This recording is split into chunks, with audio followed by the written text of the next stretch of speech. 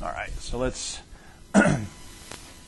let's talk about going the other direction. All right, so let's find the equation of some parabolas.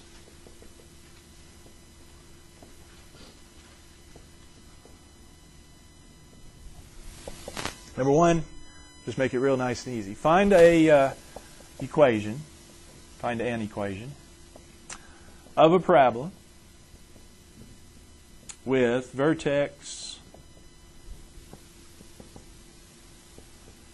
and I was going to do 6, -8.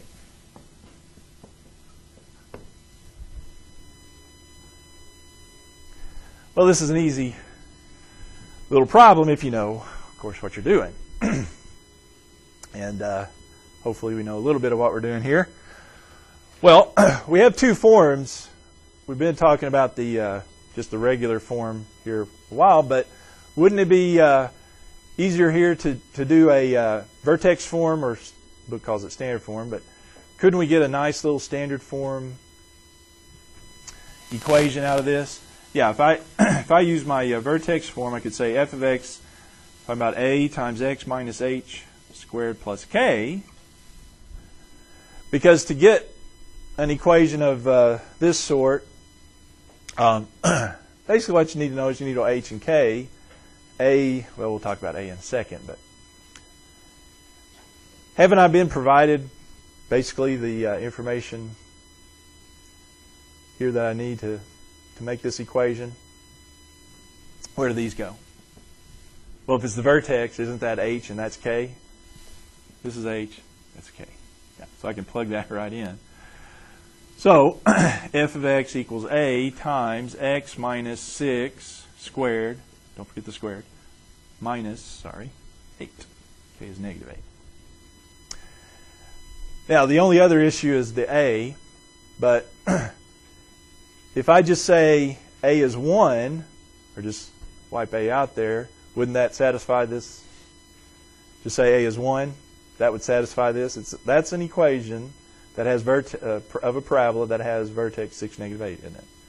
Now, you'd be right if you say, well, I could put a is 2, and I'd have a parabola that has a vertex 6, -8. If I put -2, so in this case, a doesn't matter. Put in a whatever you want, 100, 3/4. In this case, a doesn't matter. Okay? The next one it will. With me on that.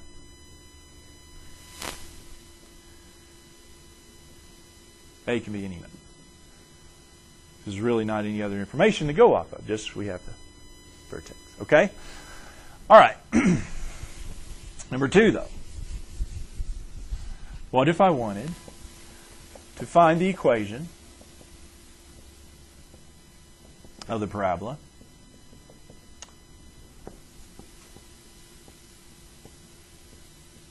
with vertex -2, 4,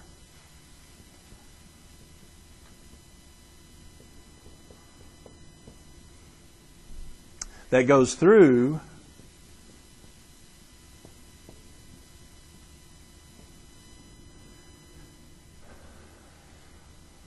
2, 8.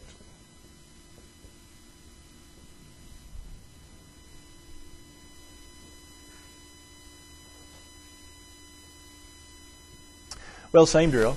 We know if I choose the vertex form, a times x minus h squared plus k,